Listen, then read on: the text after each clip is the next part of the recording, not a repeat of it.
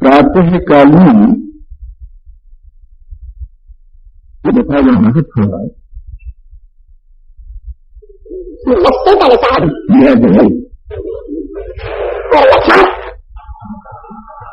उपदेशता उस वस्तु को हमें बताई, तभी उस वस्तु का हमें ज्ञान होता है। देखिए, जहां पर अपने से अलग पदार्थ में होता है, कहीं तो हमारी सहायता ये आंख भी करती है और प्रकाश भी करता है और बताने वाला भी करता है। जहां हम अपने आप में ही हो तो ये आंखें तो वहां काम करती नहीं है और प्रकाश में काम करता है। हाँ, बताने वाला दोनों जगह चाहिए। यहां बताने वाला होना चाहिए परमार्थ में भी, जहां हम अपने आप में है, अपने आप को ढकने वाला है, अपने आप में विपर्य बुद्धि प्रदान करता हुआ अपने आप को कुछ से कुछ अनुभव कराने वाला है, ऐसे भ्रम की निवृत्ति के लिए भी उपदेश करने वाला होना चाहिए। और बाहर जहां रस्सी इत्यादि में सर्प का भ्रम हो तो वहीं बताने वाला होना चाहिए। तो आइए, सबसे पहली बात तो ये है कि हम सचमुच इस बंधन से छूटना चाहते हैं क्या? अगर आप में मुमुक्षुता है तो सारा प्रबंध हो जाएगा। सबसे पहली बात तो यह कि आपके हृदय में मुमुक्षुता का भाव परिपूर्ण होना चाहिए। अगर मुमुक्षुता का भाव आप में है तो सबसे पहला अधिकार मुमुक्षुता की बात ही है। इसके बाद नित्यानित्य विवेक है, वैराग्य है, सब संपत्ति है। यद्यपि मुमुक्षुता को बाद में गिनाया है तो सबसे पहले होनी चाहिए मुक्ति की आकांक्षा। जब तक मुक्ति की आकांक्षा न हो तब तक व्यक्ति की रुचि नहीं जागृत होती और व्यक्ति ठीक तरह से प्रयत्न नहीं करता। जब भूख होती है तो भोजन के लिए प्रयत्न करता है, जब प्यास होती है तो पानी के लिए प्रयत्न करता है, और भूख न हो तो भोजन सामने परोस दो, उसका कुछ भी उपयोग नहीं। प्यास न हो तो पानी सामने रख दो, उसका कुछ भी उपयोग नहीं है। और अगर भूख प्यास है तो आदमी भोजन मांगने पर उतर आता है, पानी मांगने पर उतर आता है। एक जगह नहीं, दूसरी जगह नहीं, तीसरी जगह घर घर में मांगता फिरता है अगर प्यास हो तो। वैसे ही जहां मुमुक्षुता है, मुक्ति की इच्छा है, वहां पर व्यक्ति ज्ञान अपने पड़ोस में नहीं तो दूर से लेने के लिए जाता है और बड़े से बड़ा त्याग करने के लिए तत्पर हो जाता है। और अगर मुक्ति की इच्छा न हो तो उसको कितना ही परोस को कर समझा कर ज्ञान दीजिए तो उसकी समझ में कुछ भी नहीं आता, न तो उसकी रुचि होती है और न उसका उधर को प्रयत्न होता है, न वो उसको ग्रहण करता है। इसलिए सबसे पहली पात्रता तो मुमुक्षुता की है और मुमुक्षुता होना परम आवश्यक है। जिसको मुमुक्षुता है उसको चाहिए कि वो थोड़ा आगे बढ़े, उस वस्तु का विचार प्राप्त करने के लिए किसी महान पुरुष के पास जाए।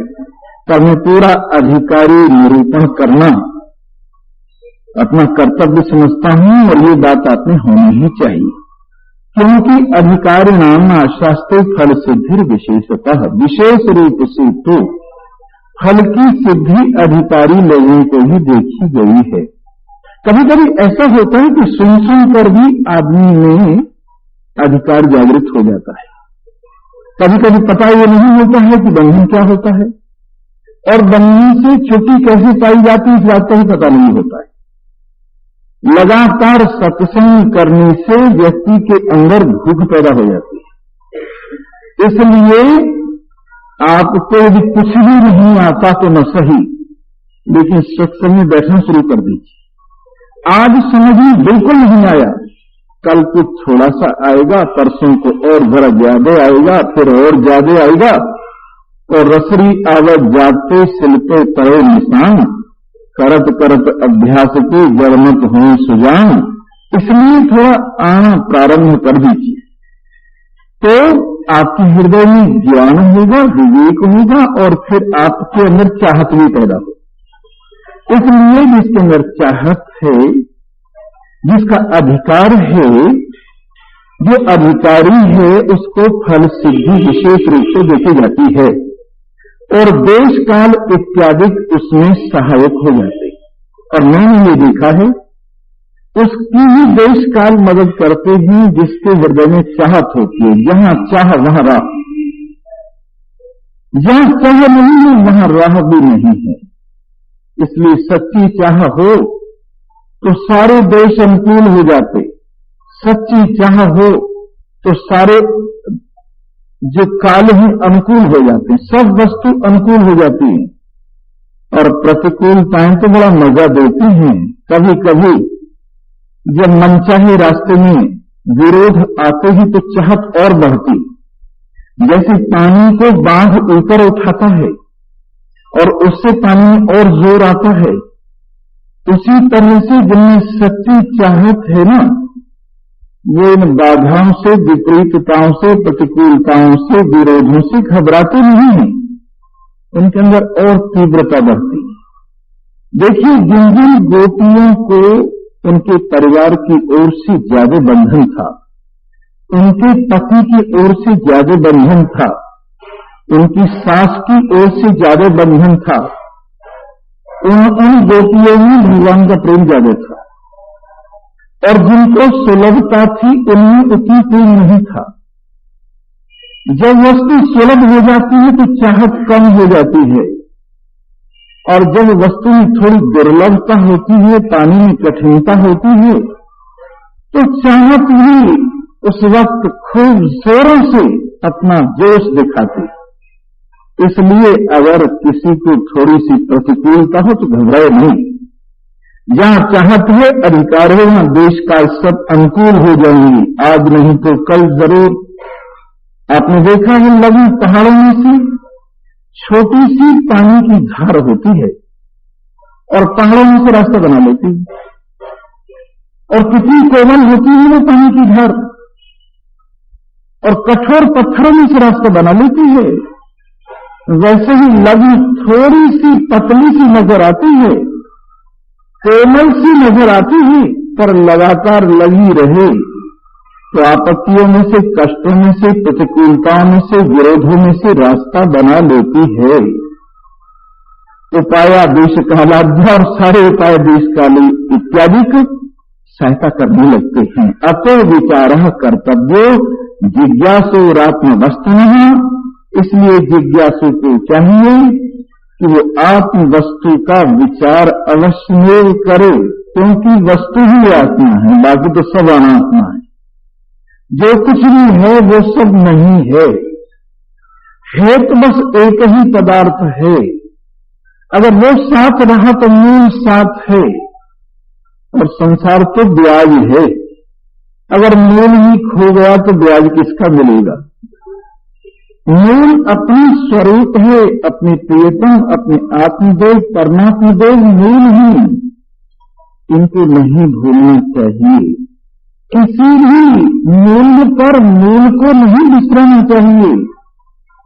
और कहीं तक घूम आओ पर अपने घर को याद रखना चाहिए, कहीं तक देखाओ पर अपने घर का स्मरण रखना चाहिए। अपना अता पता कभी नहीं खोना चाहिए। जिनका अता पता खो जाता है उनको कहते हैं कि ये लोग यही धक्के खाते फिरते हैं, आवारा हैं। जिनको अपने घर का पता नहीं है, शाम को कहां जाएंगे ये पता नहीं है, कहां जाकर आराम होगा ये पता नहीं है, व्यापार करने के बाद इस व्यापार का फल कहां ले जाएंगे, खेती करने के बाद इस खेती का फल कहां ले जाएंगे, नौकरी के बाद इस नौकरी का फल कहां ले जाएंगे, कहां जाकर इसका फल का आनंद लेंगे। अगर उस घर का पता नहीं है तो इसे लिए फिरिए, इस फल को बोझ मोड़ते फिरिए इस सामान से। वैसे ही साधना का सारा फल जिन अपने स्वरूप में बैठकर भोगा जाता है, उन अपनी मूल को, अपने स्वरूप को, परमात्मा को अगर भूल गए तो सिवाय आवारागर्दी करने के सिवाय कुछ भी संसार में आदमी नहीं कर रहा है। इसलिए अपने आप का पता रखना चाहिए, मैं कौन हूं, कहां से आया हूं, मेरा क्या कर्तव्य है। भगवान शंकराचार्य ने याद दिलाया है कि कष्टं कोयं कुतयातः कात जननी को पूतातः इति परिभाव सर्वमसारम् विश्वं त्यक्त्वा स्वप्न विचारम् भज गोविन्दं भज गोविन्दं गोविन्दं भज मूढ़मते। कष्टं कोयं कुतयात, तो कौन है, ये संसार क्या है, तो पाया तो तू कहां से आया है, तेरी मां तेरा बाप कौन है, इसको बैठ करके अकेले में विचार करके देख, तो ये पता चलेगा कि तेरे सिवाय जो कुछ है सब एक स्वप्न ही है और कुछ भी नहीं। तो देखने वाले, जो कुछ तू देख रहा है वो सारा स्वप्न है, तू देखने वाला ही सत्य है। चाहे तू जागृत अवस्था में देख रहा है, जागृत स्वप्न है, जागृत के पदार्थ स्वप्न है और तू देखने वाला सत्य है। चाहे तू स्वप्न अवस्था में विराजमान है, स्वप्न के सारे पदार्थ मिथ्या है, तू देखने वाला सत्य है। चाहे सुषुप्ति में उनके अभाव को देख रहा है, ये भाव और अभाव मिथ्या है, तो उनके देखने वाला सत्य है। ये तीनों अवस्थाओं में एक रस नारायण, बालकपन, जवानी, बुढ़ापे, इन तीनों की मालाओं को फेरने वाले नारायण अपने आप इनसे अलग। तू निर्विकार है, तू निरंजन है, तू निर्मल है, इस बात का तुझे पता चलेगा अगर तू विचार करेगा। इसलिए इसी परिभाव सर्वमसारम, विचार करके देख ये सब कुछ असार है और इस असार को स्वप्न की तरह से छोड़कर भज गोविंदम भज गोविंदम गोविंदम भज मूढ़मते, मूढ़ बुद्धि वाले इन गोविंद अपने प्रियतम सार सर्वस्व जीवन रस अपने आत्मदेव का स्मरण कर। इसलिए विचार करने की अगर वस्तु है तो जिज्ञासु के लिए आत्म वस्तु है। और कहां बैठ के विचार करें?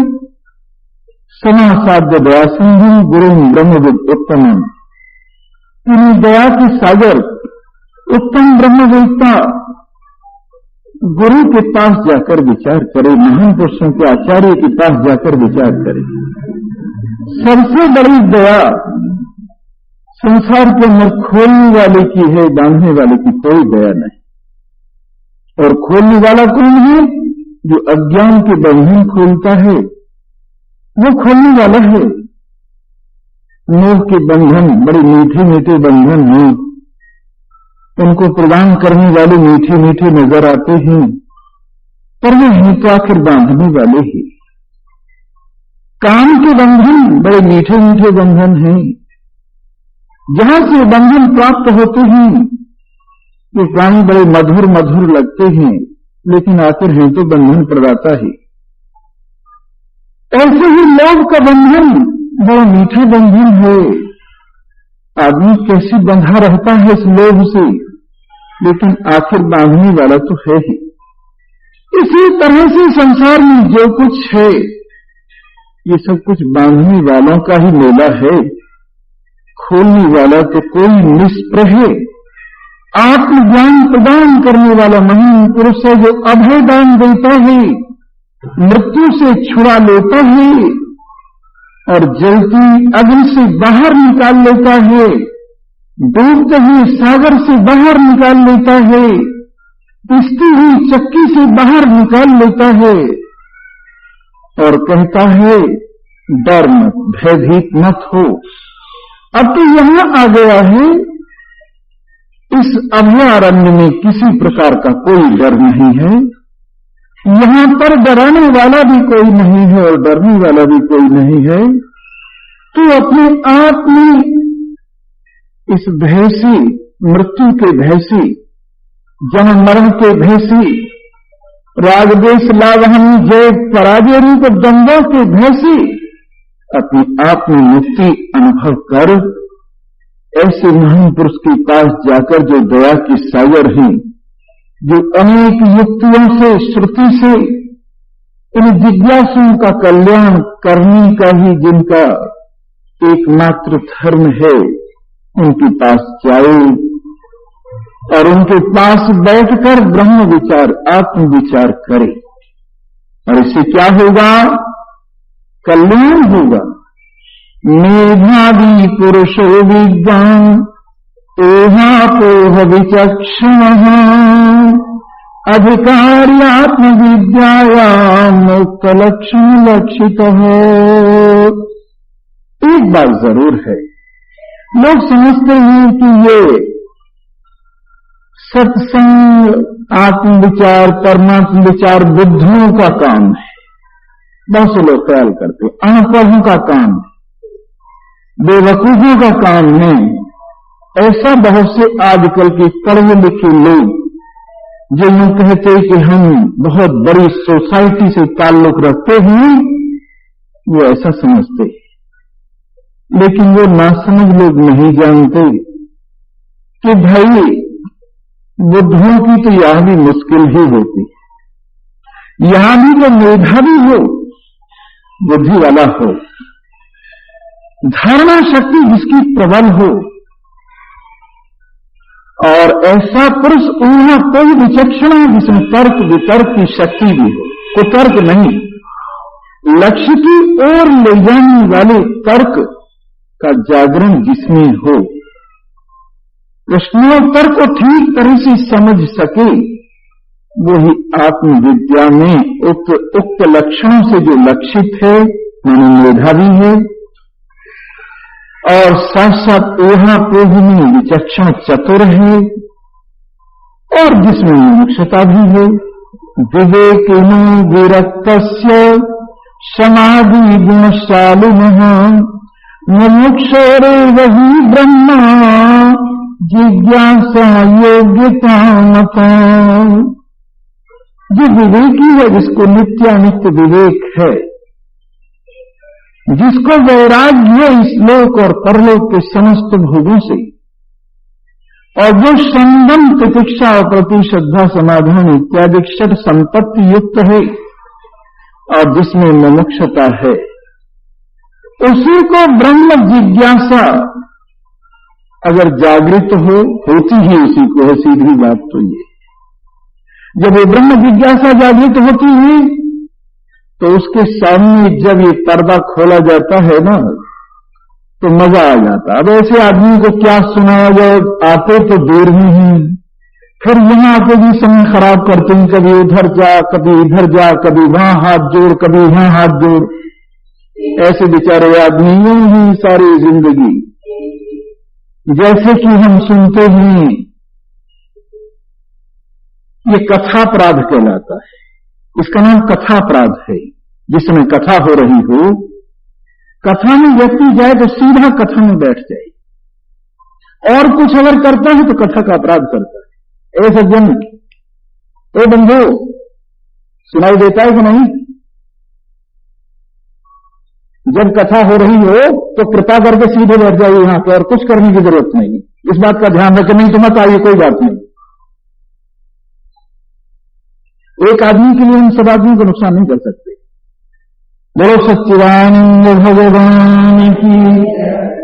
जी हाँ, पहले तो समय से आइए। मैं चाहता हूं कोई भी ऐसा व्यक्ति तुम्हारे में सुनने वाला ऐसा न रहे कि जिसको ये चीज पूरी सुनने को न मिले। जो ज्ञान पूरा सुना नहीं जाता उसमें संशय रह जाते। और संशय वाला ज्ञान आदमी का कल्याण नहीं करता है। इसलिए इसको पूरा सुनो, मनोयोग से सुनो और समय से पहले आओ। अगर बाई चांस थोड़ी देर कभी हो भी जाए तो चुपके से आओ और ऐसे बैठ जाओ किसी को पता भी नहीं चले, और जो कथा में तुम ये जचाओ कि मैं आ गया हूं तो फिर कथा में विघ्न पड़ता है। इस बात का ध्यान रखें। भगवान ने स्वीकार कर ली सबकी नमस्कार यहां आते ही, इस बात का ध्यान रखें। आइए, तो बात चल रही थी जो विवेकी है, विरक्त है, समदम इत्यादि गुण से संपन्न है, मुमुक्षु है, जिसमें ब्रह्म जिज्ञासा की योग्यता है। अरे उसके सामने ये पर्दा हटाते हुए कितना मजा आता है, कितना आनंद आता है। कोई आंख वाला हो, दर्पण सामने हो, मुंह भी अपना ठीक हो, जब पर्दा हटाता है और आंख खोलता है तो अपने मुंह को दर्पण में देखकर प्रसन्नता से उछल पड़ता है। वैसे ही ये महान पुरुष आपको दर्पण दिखाते हैं और आपकी असल सूरत दिखाते हैं। आप लोगों ने अब तक जो अपनी सूरत देखी है वो गलत दर्पणों में देखी। शरीर के दर्पण में जो अपनी को देखता है वो अपने को जड़ समझता है, तो स्त्री या पुरुष समझता है, काला पीला गोरा मोटा पतला समझता है, और 5 भूतों का एक समुदाय मात्र समझता है। और जो अपने आप को ज्ञानेंद्रियों के, कर्मेंद्रियों के, प्राण और अंतःकरण के दर्पणों में देखता है तो उन दर्पणों के धर्म उसमें आ जाते हैं। जैसे कान के दर्पण में अपने को श्रोता रूप से देखता है, त्वचा के दर्पण में अपने को स्पष्टा रूप से देखता है, आंख के दर्पण में अपने को दृष्टा रूप से देखता है, रसना के दर्पण में अपने को रसयिता रूप से देखता है, नासिका के दर्पण में अपने को घ्राता नहीं सूंघने वाला हूं ऐसा देखता है, हाथ के दर्पण में कर्ता रूप से देखता है, पैर के दर्पण में गंता रूप से देखता है, वाणी के दर्पण में वक्ता रूप से देखता है, गुदा कष्ट के दर्पण में मल विसर्ग करता, मूत्र विसर्ग करता अपने को देखता है। और जिस वक्त ये देखता है प्राण के दर्पण में तो अपने को प्राणी रूप से देखता है। जब मन के दर्पण में देखता है तो संकल्प विकल्प से, काम क्रोध लोभ मोह राग द्वेष से अपने को भरा हुआ देखता है। बुद्धि के दर्पण में देखता है तो अल्प ज्ञान से संयुक्त हुआ देखता है। चित्त के दर्पण में देखता है तो भूतकाल से जोड़ता है, और अहम के दर्पण में देखता है तो अपने आप में सीमाएं बना लेता है। इन दर्पणों में तो तुम अपने आप को देख ही रहे हो, पर महान पुरुषों के पास एक और दर्पण है। इन दर्पणों में देखकर तुम अपने आप को उल्टा समझ रहे और इसमें कष्ट उठा रहे हो।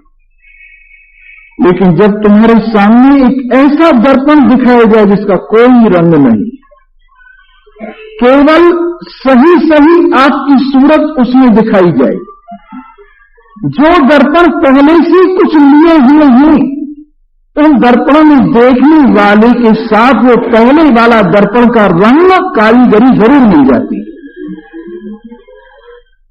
जो दर्पण पहले से ही कुछ रंग वगैरह लिए हुए हैं, उन दर्पणों की जो कारीगरी है, जो रंग है, देखने वाले के साथ उसके प्रतिबिंब में जुड़ जाती है, और वो अपने साथ उसको जोड़कर ये कहता है कि मैं ऐसा हूं।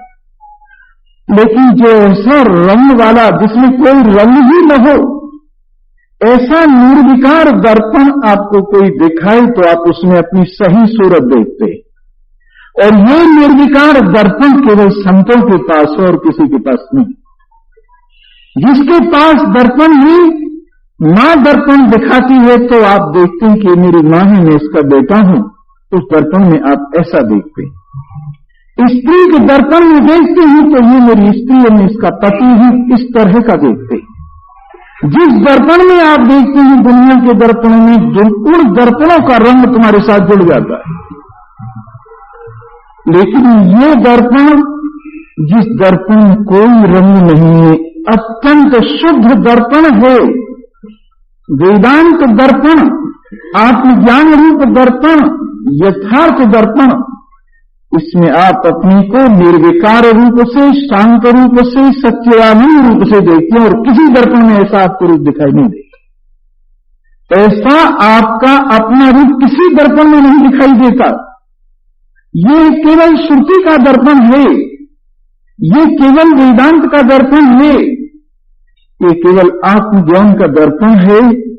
जब ये निर्विकार दर्पण, जिसमें कहा जाता है बिना रंग का दर्पण, ये दर्पण आपके सामने रख रहा हूं, जरा अच्छी तरह से उस दर्पण को परखने का प्रयत्न कीजिए।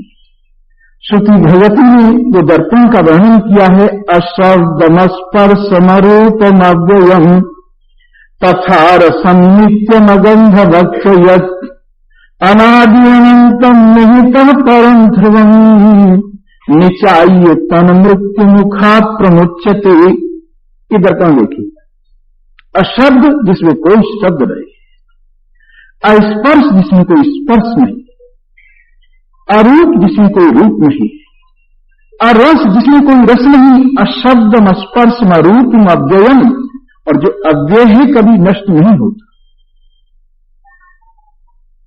और जो अगंध है और अरस दर्पण है, अनादि अनंतम, जिसका कोई शुरू नहीं है, जिसका कोई अंत नहीं है, ऐसा दर्पण, इस दर्पण में कभी आपने अपने को देखा है? अनादि अनंतम निहितः परम ब्रह्म, जो निहित तत्व से, समष्टि बुद्धि से भी परे एक रस तत्व है। निचाइए, इस दर्पण में अपने आप को देख और निश्चय करके मैं ये हूं। तन मृत्यु मुखात् प्रमुच्यते, ये देखते ही अपनी वास्तविकता को तो मृत्यु के मुंह से छुटी जाए।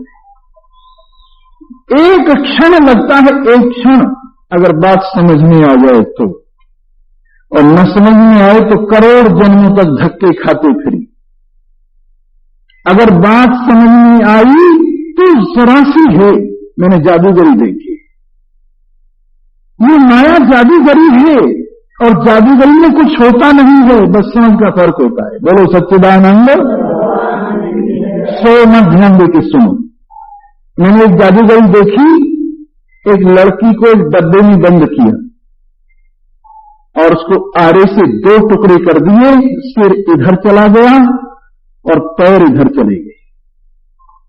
आपने भी शायद ये जादू देखा होगा, मैंने ये जादू देखा, पर मुझे इस बात में यकीन नहीं होता था कि लड़की के 2 टुकड़े हो गए हैं, क्योंकि इतनी लड़कियां कहां से लाएगा रोज?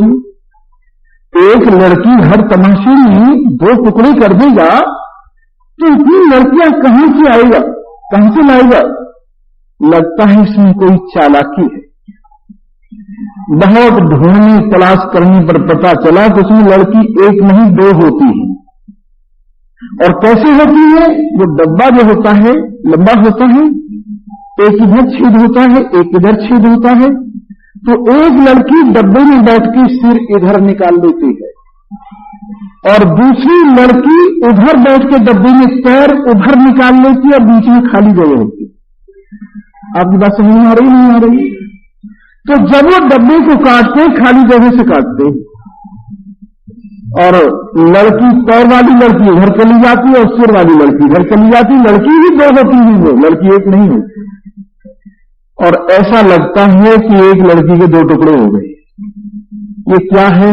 अगर नहीं समझ में आए, अगर यथार्थता का पता न लगे, कोई न बताए, तो करोड़ जन्म तक आप धक्के खाते रहिए, ये रहस्य खुलेगा ही नहीं। और अगर समझ में बात आ जाए तो जरा सी बात है। और लीजिए, मैंने एक तमाशा देखा, एक आदमी तमाशा दिखा रहा था, चांदी का रुपया था और वो हाथ के ऊपर ऊपर को चलता था।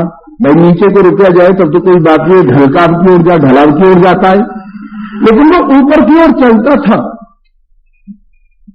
हमने सोचा ये क्या तमाशा है कि रुपया ऊपर की ओर चलता है, जरूर इसमें कोई चालाकी। तो हमने उससे पूछा, मेरा मिस्टर ये क्या चालाकी है? कहने लगे इसमें कोई खास बात नहीं है, एक घोड़े का बाल मोम के 7 रुपए से चिपकाया हुआ है और यहां काज में बांधा हुआ है, तो जब वहां करते ही देखिए साहब तब ऊपर को आता है, और जब ढीले होते हैं तो नीचे को जाता है। देखो कितनी छोटी सी बात, कितनी छोटी सी बात है, सबके सब जादू। बोलो सच्चिदानंद कथा। सो मत सोने वाली से हमें बड़ी चिढ़ है कथा में जो सोता है। ध्यान दीजिए, तो मैं बता रहा था इस तरह से माया जादूगरी, जब तक इसका पता नहीं लगता बहुत बड़ी चीज है, और अच्छे अच्छे ऋषि मुनियों को चक्कर में डाल देती है, लेकिन जब समझ में आ जाता है तो कुछ नहीं। जब समझ में आ जाता है तो कुछ नहीं है, और कई दफे तो ये स्वयं समझा देते हैं लोग। जब बच्चे कहते हैं कि तुम हमारे क्या लगते हो, तो सही कहते और समझा देते, सच्ची बात है उनकी कुछ नहीं लगती। तो मेरे को ये कहोगे उल्टी बात सिखा रहे, न मैं उल्टी सिखा रहा हूं न वो उल्टी कह रहे हैं। वास्तविकता यही है कि एक दूसरे का कोई कुछ लगता नहीं है, और लगता है कैसे लगता है, जैसे दूर से आदमी आ रहा है और ऐसा लगता है जैसे वो रामदास आ रहा है। लगता है नहीं, प्रतीत होता है, वो ऐसे लगता है जैसे रामदास आ रहा है। वैसे सारे नातेदारियां हैं नहीं पर लगती हैं, है नहीं पर लगती हैं। लगने का मतलब क्या है, जो न हो पर प्रतीत हो गए। मुझे तो ऐसा लग रहा था पर वो बात निकली नहीं। तो वास्तविकता तो ये है कि यहां कोई चीज किसी की कुछ नहीं लगती, सारी ही कल्पित है। जब सारी ही जादूगर की बनाई हुई चीजें हैं, राजा भी जादूगरी है और रानी भी जादूगरी है, और उनका संबंध क्या है, वो भी जादूगरी है। जैसे राजा जादूगर का बनाया हुआ और रानी जादूगर की बनाई हुई, और उन दोनों का संबंध क्या है, वो भी जादूगरी है। तो वैसे ये सारा है तो खेल जादूगरी का, माया मानी जादूगरी के। इसीलिए भगवान को नटवर कहा है, सबसे बड़ा जादूगर। सबसे बड़ा जादूगर है भगवान, सबसे बढ़िया कला दिखा देता है। लेकिन मानते ही साहब लोग कि क्या कहना है। तो जरा सी बात अगर समझ में आ जाए तो किसी की भी समझ में आ जाती है, और जो समझ में न आए तो अच्छे से अच्छे पढ़े लिखे का भी चक्कर बना रहता है। कोई जरूरी नहीं कि पढ़ा लिखा जल्दी समझ जाता हो। यदि अकल ठिकाने हो तो अनपढ़ भी कई ऐसे बुद्धिमान होते हैं, बहुत जल्दी समझ जाते। तो बात चल रही थी कि जब ये दर्पण दिखाया जाता है, निर्विकार दर्पण, तो अपनी आप की ठीक समझ आती, पर दिखाया किनको जाए, जो देखने के इच्छुक हो ना, जिनमें पात्रता हो, जिनमें मुमुक्षता हो, विवेकी हो, वैराग्यवान हो, और संगम इत्यादि सठ संपत्तिवान हो। उनको ये दर्पण दिखाने में कितना आनंद आता है, कितनी प्रसन्नता होती है।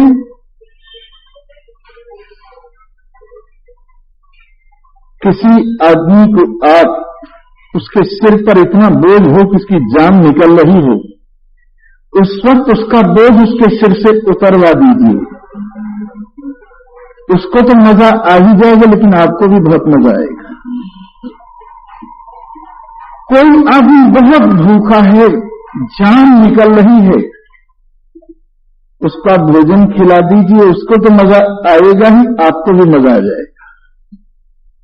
कोई आदमी बिना वस्त्र के जाड़े में मरा जा रहा है, आप वस्त्र देकर उसकी जान बचा लीजिए, उसको तो मजा आ ही जाएगा, लेकिन आपको भी मजा आ जाएगा। और क्यों? क्योंकि उसके रूप में आप ही तो हैं, दूसरा और कोई नहीं। उसके रूप में आप ही विद्यमान हैं।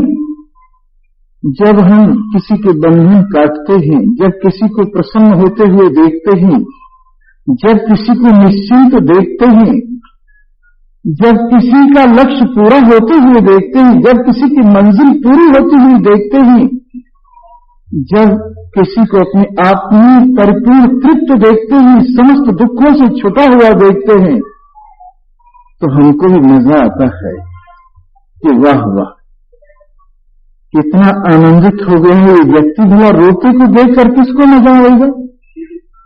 हंसते को देखकर प्रत्येक को प्रसन्नता होती है, और अपने द्वारा यदि हंसा दिया गया हो तो और प्रसन्नता होती है। इसलिए महान पुरुषों को जब इस ज्ञान के द्वारा किसी के बंधन कटते हुए वो देखते हैं तो उनको भी प्रसन्नता होती है, और उस व्यक्ति को तो प्रसन्नता होती ही होती है।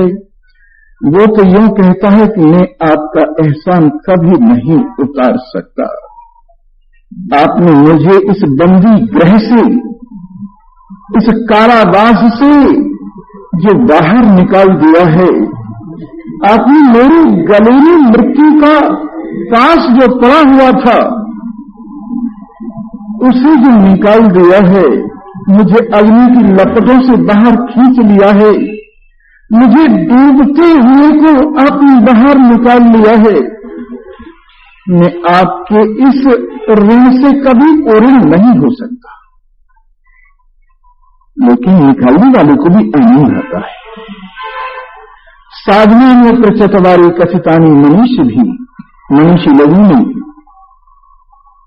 उस अधिकारी के अंदर जो अमृत का पान करने का अधिकारी है, 4 साधन करे हैं, उनके होने पर सत प्राप्त होता है, अपना स्वरूप प्राप्त होता है, प्राप्त हुआ प्राप्त होता है। और उनके न होने पर सत प्राप्त होता है, वो प्राप्त नहीं होता। आदय नित्यानित्य वस्तु विवेक परिगम्यति, ये इसीलिए है भक्ति भजन भाव कि हमारे हृदय के अंदर अनित्य से वैराग्य हो जाए। अनित्य को समझने के अनित्य है और नित्य को भी समझ लेने के नित्य है। परमात्मा में प्रेम हो जाए, चाहे परमात्मा की हमें पूरी समझ नहीं है, चाहे अपने आप की पूरी समझ नहीं है, और परमात्मा और अपने संबंध की चाहे पूरी समझ नहीं है, लेकिन परमात्मा में प्रेम जागृत होकर परमात्मा के सिवाय सब ओर से मन यदि हट जाए, ऐसी भक्ति ज्ञान में अत्यंत सहायक होती है और ऐसे कृत उपासकों को जल्दी ज्ञान होता है। ये तो अलग बात है, हट करके बैठ जाएं, कभी हम तो सुनेंगे ही नहीं। हमारे गुरु जी ने कह दिया है वेदांत मत सुनना, वेदांत सुनने से भक्ति नष्ट हो जाती है, वेदांत सुनने से ये हो जाता है वो हो जाता है, इसलिए तुम सुनना ही मत। कमाल की बात है। आपने सुना है भक्ति के 2 बेटे हैं, कौन कौन है? ज्ञान और वैराग्य, और उसके बेटे ही न होने दिए जाएं, उस भक्ति के बेटे ही न होने दिए जाएं, ये समझदारी की बात है। किसी स्त्री का स्त्रीत्व सफल होता है संतान होने से, इसी प्रकार भक्ति का भी भक्तित्व सफल होता है संतान होने से, और वो होती श्रवण के माध्यम से। जब तक श्रवण के साथ योग नहीं होगा, जब तक श्रुति के साथ योग नहीं होगा, तब तक संतान नहीं होगी। इसलिए भक्तिवान व्यक्ति को ज्ञान का श्रवण करके ज्ञान और वैराग्य, इन 2 पुत्रों को भक्ति के उदर से प्रकट होने देकर उसको सफल करना चाहिए। और ऐसा अगर नहीं हुआ तो बांझ रह जाएगी। ज्ञान का अर्थ जानकारी नहीं है, ज्ञान का अर्थ कुछ समझने में नहीं, ज्ञान का अर्थ तो अपने आप की समझ में कौन हूं, बस और ये जो कृत उपासक हैं, एकाग्र चित्त वाले ही, विक्षेप रहित व्यक्ति हैं, उनको प्राप्त होने में बहुत देर नहीं लगती, बहुत जल्दी उनका काम बन जाता है। इसलिए नित्यानित्य विवेक और वैराग्य भी ऐसा हो, इसलोक और परलोक के किसी भी विषय में मन पड़ा हुआ न रह जाए। कुछ लोग तो यहां के लिए बिके हुए हैं और कुछ लोग वहां के लिए बिके हुए हैं। जो यहां के लिए बिके हुए हैं, उन गुलामों को कौन छुट्टी दिला सकता है? जिन्होंने अपने मन में धारणा कर ली है कि मेरा जीवन तभी सफल होगा जब संसार के विषयों से मैं तृप्ति प्राप्त कर लूंगा, या जिन्होंने ये सोचा हुआ स्वर्ग के सुख मुझे मिलेंगे तभी मैं समझूंगा कि मेरी साधना परिपक्व हो गई है, तो ऐसे लोगों को कौन छुट्टी दे सकता? प्रेम करते हैं क्या? अरे तेरे मस्ताने बंदों की न ये दुनिया न वो दुनिया, तेरे मस्ताने बंदों की न ये दुनिया न वो दुनिया, यहां मरने की पाबंदी, वहां जीने की पाबंदी। अब बताइए, यहां बड़ी मुश्किल से सामान इकट्ठा किया, इतने में डॉक्टर ने कह दिया अब ये बच नहीं सकते। कमाल है कि सामान को कहां से लाए, विदेशों से लाए, उठा के घर में सजा के रख दिया, और जिसने सब सामान इकट्ठा किया उसका वो भोग भी नहीं कर सकता, और उसको कह दिया कि अब तुम यहां नहीं रह सकते। कमाल की बात। और कई लोग स्वर्ग में पहुंच गए और लंबी उम्र हो गई 10 लाख साल की, और 10-5 साल में उब गए। कहने लगेगा यहां से हमें भेजो, नहीं 10 लाख साल तक नहीं जा सकते। तो जेल खाना हुआ कि स्वर्ग हुआ? वही अप्सराएं जो बुढ़िया पहले जमाने की बैठी हुई हैं, अब तो स्वर्ग में वही अप्सराएं, बताओ क्या करेंगे? वही नंदन वन जिसका जिक्र पहले से आ रहा है, आदमी वही पड़ा हुआ है, वही इंद्र, वही संसार स्वर्ग का। वहां भला जी लगेगा किसी का? यहां रोज एक क्षण में दुनिया बदलती है। ऐसी दुनिया का अभ्यास जिसे हो, वहां स्वर्ग में पुरानी चीजों को देख के खुश होगा आदमी। इसलिए तेरे मस्ताने बंदों की न ये दुनिया न वो दुनिया, यहां मरने की पाबंदी और वहां जीने की पाबंदी। इसलिए अता कर दी जन्नत तो इन भिखारियों को जो मांग रहे हैं उनको दे दे। अता कर दे जन्नत में स्वर्ग इन भिखारियों को दे दे। मैं तो तेरा सामना चाहता हूं, मैं तो केवल तुझे चाहता हूं, तेरे सिवा और कुछ भी मुझे नहीं चाहिए। तो जो इस एक सत्य से प्यार करता है, उसे स्वर्ग में क्या और नरक में क्या, उसको न नरक से न स्वर्ग से कुछ लेना देना है। ये स्वर्ग और नरक तो उसके लिए ही जो कर्तृत्व अभिमान लिए बैठा है। लेकिन जिसने कर्तृत्व अभिमान में आग लगाकर भोक्तृत्व की आशा का परित्याग करके एक सत्य में मन लगाया है, उसके लिए न नरक है न स्वर्ग है, दोनों बलाओं से वो छुट्टी पा जाता है।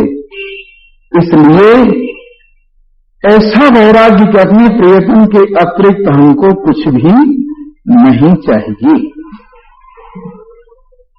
और इसके बाद सठ संपत्ति, ये मैं कल को आपको बताऊंगा कि सठ संपत्ति क्या है। आइए अब एक भजन आपको सुनाते हैं और उसके बाद आप लोग अपने अपने घर पहुंचिए। इस दुनिया में आए हो तुम, इस दुनिया में आए हो, मानव तन सुंदर पाए हो, मानव तन सुंदर पाए हो, प्रियतम से प्रीत जगाओ मना, जो भव सागर तर जाओ मना, प्रियतम की प्रीत जगाओ मना, जो भव सागर तरी ये अति विचित्र संसारा है, ये अति विचित्र संसारा है, क्यों फिरता मारा मारा है, क्यों फिरता एक घाट पे नाव लगाओ मना, जो भव सागर तर जाओ मना। एक घाट पे नाव लगाओ मना, जो भव सागर तर यहाँ भांति भांति के मानव हैं, यहाँ भांति कोई देव रूप कोई दानव ही, कोई देव रूप कोई दानव। अपने को आप बचाओ मना, जो भव सागर तर जाओ मना। अपने को आप बचाओ मना, जो भव सागर तर अपना न किसी से झगड़ा है, अपना न किसी से सब अहंकार का रगड़ा है, सब अहंकार का अपने ही आप समाओ मना, जो भव सागर